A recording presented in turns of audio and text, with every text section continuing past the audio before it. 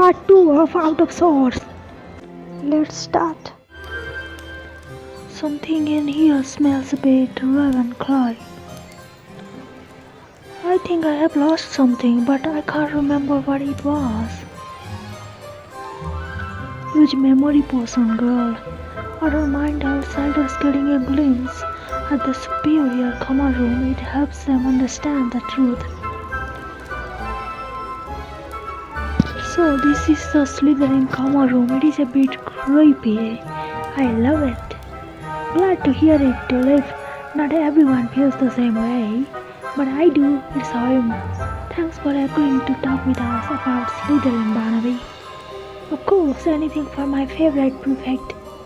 And Merula, you are here for what, moral support?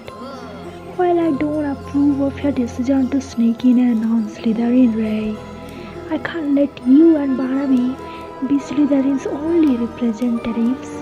Thanks, Merula. I'm not sure it was a compliment, but I appreciate your enthusiasm, Barnaby. We are trying to learn about Slytherin, and you represent two sides of Slytherin's spectrum.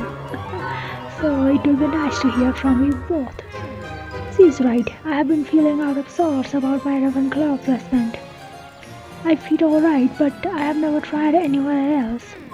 I can't help wondering if I would fit in just as well or better elsewhere. Why don't we start with you two telling us a bit about Slytherin? Did you always know it was right for you? Alright, I will talk, but let's make this quick. I have got important things to tend to. What important things, Merula? Tell me about it. Alright, it's time to learn about my house. It sounds like Merula was at home from the start, but you weren't always certain of your place, Barnaby. Oh, not at all, certainly not at first. My first year I thought a lot about what I was doing in Slytherin, and sometimes I forgot to think. I didn't feel at home in Slytherin for a long time. When did that change? Well, one day I was competing with a Gryffindor student on the training grounds. We were trying to see who could blast a test dummy with incendio more times in a single afternoon. Slytherin versus Gryffindor, that's a classic struggle. Exactly, it was quite heated. We were both blasting away. But after a while I realized we were evenly matched. I was working incredibly hard, but I still wasn't winning. So, what did you do? Was it a tie? Almost. Seeing how hard the Gryffindor was working, I got an idea. I was already tiring myself out, so I figured he must feel the same way. Instead of trying to match him, I slowed to a pace I could keep up all afternoon. It wasn't long before the Gryffindor was exhausted, and I pulled ahead and ultimately won. That's quite clever of you, Barnaby. That's very unexpected of you. I'll admit I didn't think you had that level of calculation in you. Same thoughts, Merula. Me neither. It was like my brain took over and gave my body all these thoughts it didn't have before. It hadn't happened before, and it hasn't happened since.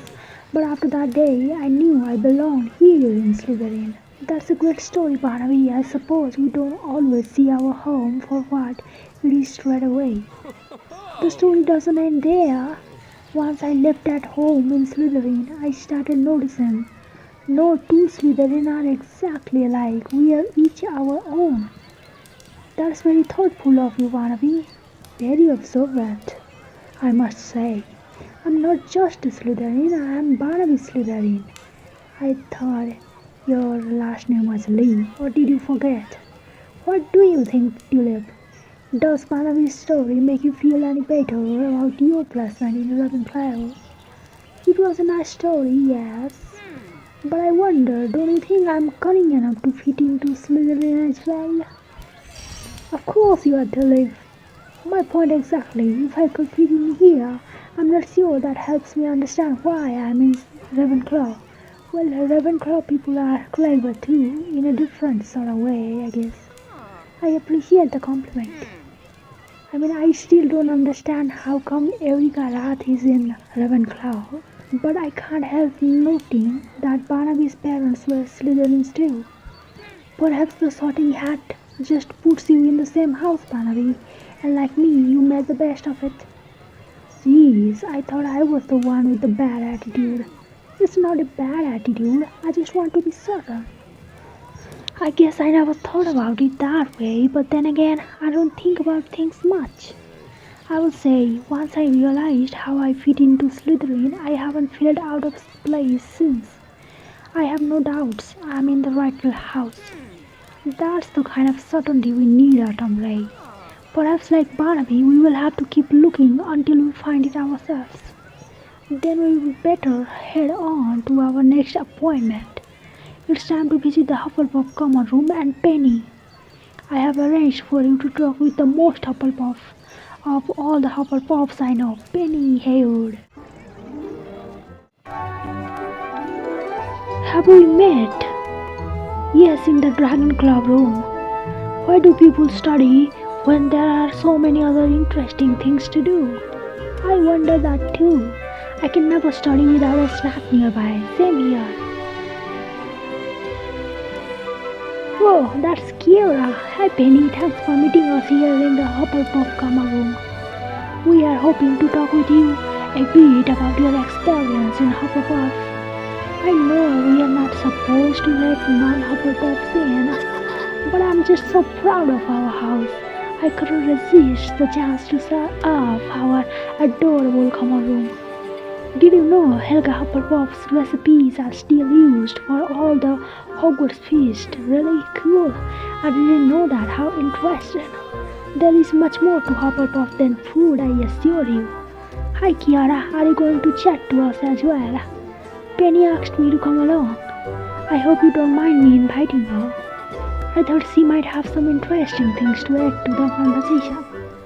It's perfect. We had an unexpected guest when we visited Slytherin as well. Brilliant. Kiara and I had quite different experiences when we were sorted. The moment the sorting hat said the word Hufflepuff, I knew I was home. For me, it was more of a journey. I wasn't immediately sure I belonged. Interesting, tell us more. Yes, when did you know once and for all that Hufflepuff was your home, Kiara? Let's hear her story.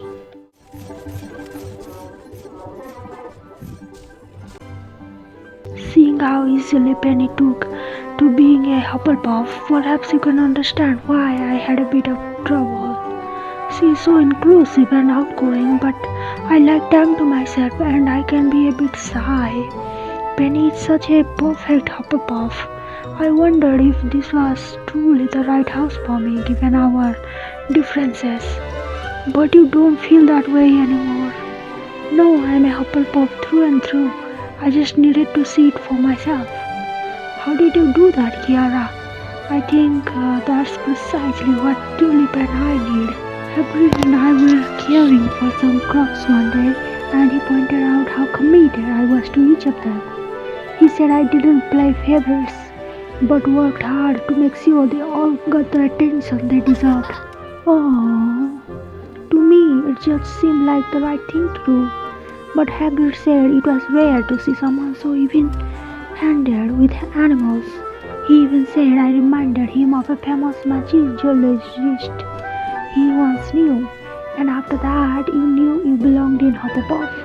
Exactly, I don't know why I couldn't see it before, but I am as much of a Hufflepuff as Penny is, just in my own way.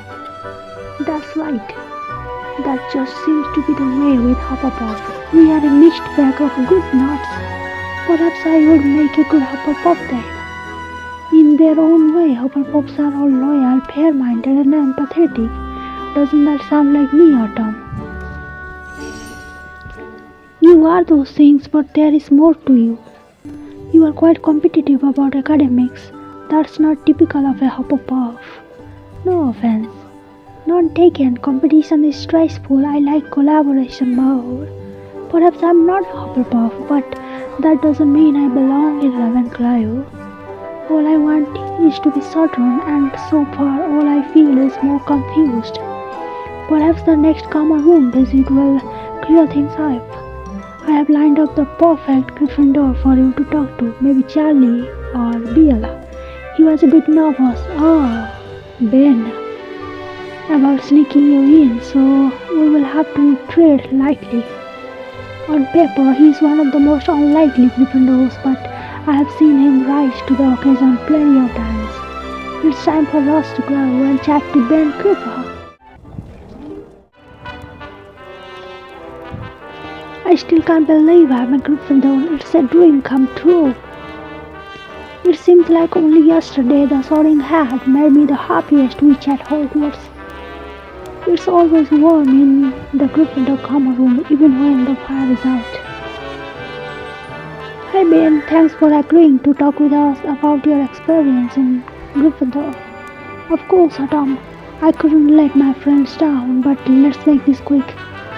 If we get caught sneaking a non-Gryffindor into the common room, someone could get quite upset. We only need to show Tulip around and ask a few questions. Right, I haven't looked very closely at House Gryffindor before, but your common room is quite impressive. I would like to learn a bit about the house and when you knew you were a good fit for Gryffindor. Well, now that you mention it, oh, that's the ghost, Sir Nicholas. It is no challenge at all to know if one is a good fit for Gryffindor house. There is one quality and one quality alone that defines our Gryffindors, and I just so happens to have it in spades. What's that, Sir Nicholas? Sit back and I will tell you all about it. Soon we will know if you have what it takes to be a Gryffindor.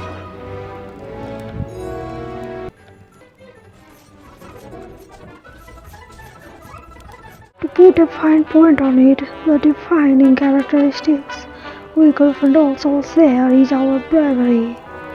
Naturally, it's quite easy to determine if one belongs in Gryffindor. You are either brave or you are not. I'm not so sure about that. What do you mean, Bane? As you know, I'm not exactly the bravest wizard. You rise to the occasion when it counts, Bane. Thanks, Autumn, I appreciate you saying that. I have always loved being a Gryffindor, but perhaps it's fair to say I'm not the most obvious choice. And yet the Sorting Hat didn't hesitate to place you here, I bet. It didn't, no, but I like to think it saw potential in me. I suppose I will have to wait and see if it was right, which I will admit makes me a bit nervous. Well, you stuck out your neck for us today. We appreciate your help. And mine, of course. Oh yeah, and yours, Sir Nicholas. Of course, I have more stories if that would be helpful. Honestly, all this talking is making my hair spin. The more I learn about other houses, the less certain I am that I belong in Ravenclaw. In the end, I think I have characteristics that could fit with any house. For example, am I not brave enough to be Gryffindor Autumn? You are quite brave to live. You will be an excellent Gryffindor. See what I mean? None of this is very reassuring. Perhaps I need some time to process what we have heard. I'm going to rest in the Ravenclaw common room for a bit.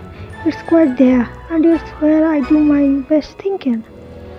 Meet me later. I will sneak you in, and I'm sure we can figure this out together. So this is the Ravenclaw common room. How am I supposed to study with all these students around? We all get wrapped up in our studies this time of year, and when I say this time of year, I mean year round. Cow, what are you looking at? Why are you cawing? Hey, there are two of my friends.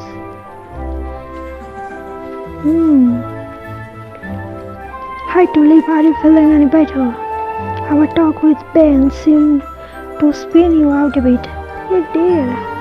I appreciate how supportive you have been today. But after talking with friends from each house, I feel even less certain that I belong in Ravenclaw. I'm sorry Tulip, I only meant to help, not to make you doubt yourself. It's not that I doubt myself, but If the sorting hat was wrong, it could affect my whole life. I'm not used to simply trusting other people when it's something this important. Well, we are not quite finished yet. We have one house left to learn about after all. We still haven't talked to our Ravenclaw friend, Tulip Karasu. I'm quite curious what she has to say about our house. Good point, Ottobre. If we want to be thorough, I suppose we should let Ravenclaw have a say in all this. A nice glove.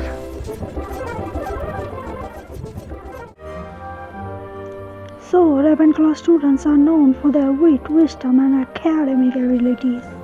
That sounds like you to me, Tulip. Is she good at studying, really? Thanks, Autumn. But I can also be cunning, competitive, and hardworking, loyal, and willing to rise to the occasion. Don't forget, you said yourself I would make a good Slytherin. And not to put too fine a point on it, but you did say I was brave enough to be a Gryffindor not too long ago. I suppose you're right. See, looking at it all together, it becomes a bit confusing. The more I think about it, the less certain I feel. Then perhaps we have been going about this all wrong. Over the course of our conversations, it became clear that some friends took to their houses straight away, but others needed time to see how they begin. That's true, many of them had a decisive moment that helped clarify things, like Barnaby in his contest or Kiara with the crafts. Exactly, perhaps all we need to do is provide you a moment like that. But those things happen randomly. I can't just wait around for that to happen to me. You won't have to. I'll ask each of our friends to come up with a challenge based on the story they told us. Each challenge will serve as a test to see if you are truly a good fit for the house. Oh, I like a challenge. Perfect. If all goes well, one of these challenges could become your decisive moment. I will send word to Barnaby now. We can meet him on the training grounds once he has devised the first challenge. Part 2 is complete, guys. Thanks for watching.